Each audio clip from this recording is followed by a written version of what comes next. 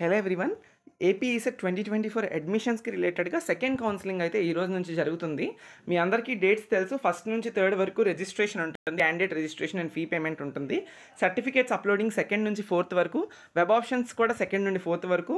Web options change fifth ఒక్కరోజే అవుతుంది. Allotment of seats 8th, self reporting అనేది 9th వరకు మాత్రమే. అంటే 8th వెంటనే చేసేసేయాలి అన్నట్టు ఇక్కడ ఇచ్చారు. చూద్దాం, ఆ తర్వాత చూద్దాం అది. ఓకే, సో ఇప్పుడు చూడండి, ఇక్కడ candidate registration, know your payment status, print your application form and know your HLC. First of all ఇక్కడ నేను list of help line centres చూపిస్తాను. ఈ వీడియో ఎవరైతే చూడాలంటే ఎవరైతే ఇప్పుడు candidate registration and fee payment చేస్తున్నారో, అండ్ అలానే వెబ్ ఆప్షన్స్ పెట్టే వాళ్ళకి ఈ వీడియో అవసరం లేదు. ఎందుకంటే డైరెక్ట్గా మీరు సెకండ్ ఓపెన్ అవుతుంది, అంటే రేపు ఓపెన్ అవుతుంది కదా, ఓపెన్ అవ్వగానే వెబ్ ఆప్షన్స్ మీరు పెట్టేసుకోవచ్చు. No need to worry about that. Okay, దానికోసం కూడా సపరేట్ వీడియో అయితే మనం చేద్దాం. ఓకే, ఇప్పుడు చూడండి list of help line centres. ఎవరికైతే సర్టిఫికేట్స్ ఫస్ట్ ఫేజ్లో వెరిఫై అయ్యి కూడా చిన్న చిన్న మిస్టేక్స్ ఉన్నాయంట కదా, ఆ మిస్టేక్స్ ఉంటే మీరు ఒక్కసారి హెల్ప్ లైన్ సెంటర్స్కి విజిట్ చేయండి.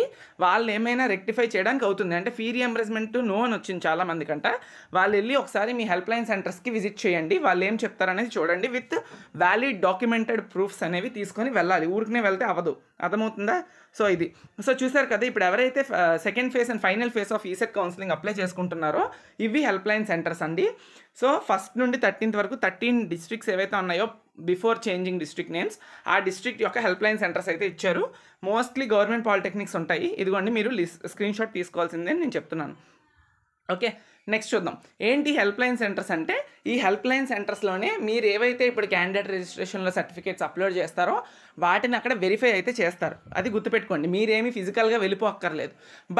బట్ ఎప్పుడు హెల్ప్ లైన్ సెంటర్కి విజిట్ చేయాలి అంటే, ఇఫ్ మీరు అప్లోడ్ చేసిన సర్టిఫికేట్స్ అనేవి ఇంకా వాళ్ళు వెరిఫై చేయకుండా, లాస్ట్ డేట్ అయిపోతున్నా వెరిఫై చేయకపోతే ఆ రోజు మీరు వెళ్ళొచ్చు. అర్థమవుతుందా? అక్కడ ఆఫ్లైన్లో కూడా మీ సర్టిఫికేట్స్ వెరిఫై చేస్తారు.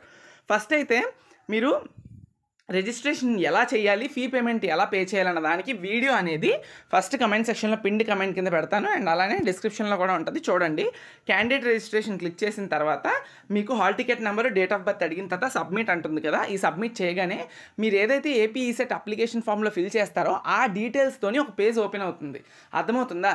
ఆ డీటెయిల్స్తో పేజ్ ఓపెన్ అవుతుంది. ఓపెన్ అయిన తర్వాత మీరు ఇన్కమ్, క్యాస్ట్ సర్టిఫికేట్స్, నెంబర్స్ ఉంటే నెంబర్స్, మీకు ఏవైతే అడుగుతుందో అవన్నీ కూడా ఎంటర్ చేయండి. ఎంటర్ చేసి మీరు ఏమంటారు, దాన్ని ఎంటర్ చేసిన తర్వాత డాక్యుమెంట్స్ అప్లోడ్ చేయమని అడిగితే కొంతమందికి అప్లోడ్ అడుగుతుంది, కొంతమందికి డైరెక్ట్ నెంబర్స్ అడుగుతుంది. సరిపోతుంది. అర్థమవుతుందా? ఆ మొత్తం ఏవైతే మీరు అప్లోడ్ చేశారో అవన్నీ అయిపోయిన తర్వాత ఫైనల్గా సబ్మిట్ చేసిన తర్వాత ఫీ పేమెంట్ చేయాలి. ఫీ పేమెంట్ చేసేస్తే సరిపోతుంది. ఆ ప్రాసెస్కి డిస్క్రిప్షన్లో వీడియో ఇస్తాను, చూసుకోండి. అర్థమవుతుందా? ఇప్పుడు మళ్ళీ అదంతా చెప్పడం వేస్ట్ అవుతుంది కదా, ఆల్రెడీ చెప్పాను సేమ్ ప్రాసెస్. అండ్ ఇక్కడ మీది వన్స్ క్యాండిడేట్ రిజిస్ట్రేషన్ అయిపోయిన తర్వాత ప్రింట్ యువర్ అప్లికేషన్ ఫామ్ అని ఉంది కదా, అది క్లిక్ చేసి hall ticket number, date of birth click చేయగానే మీకు మీ అప్లికేషన్ ఫామ్ ఏదైతే మీరు ఇప్పుడు ఫిల్ చేశారో క్యాండిడేట్ రిజిస్ట్రేషన్లో అదంతా కూడా కనిపిస్తుంది. కావాలంటే ప్రింట్ తీసుకోవచ్చు. అండ్ అప్లికేషన్ ఫామ్ స్టేటస్ కూడా చూపిస్తుంది.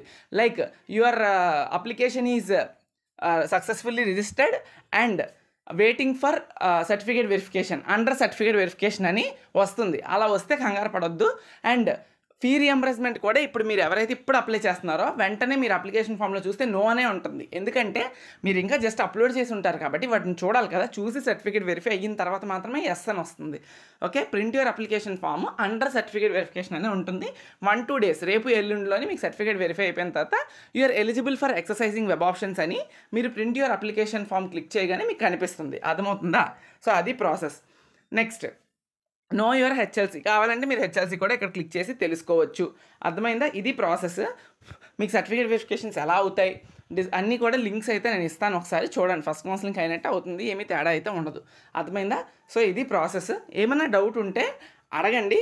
ఈ కమెంట్ సెక్షన్లో అడిగిన ప్రతి దానికి నేను రిప్లై ఇవ్వకపోయినా అదే డౌట్స్ తీసుకొని ఒక వీడియో అయితే నేను ఖచ్చితంగా చేస్తాను. ఎవరు కూడా వర్రీ అవ్వద్దు. ఈరోజు సాయంత్రం లోపు మళ్ళీ ఇంకొక వీడియో ఏదైనా చేయడానికి ట్రై చేస్తాను. ఆ డౌట్స్ అనేవి నేను వీడియోలో మెన్షన్ చేసినవి కాకుండా వేరేవేవైనా అయితే. అర్థమవుతుందా?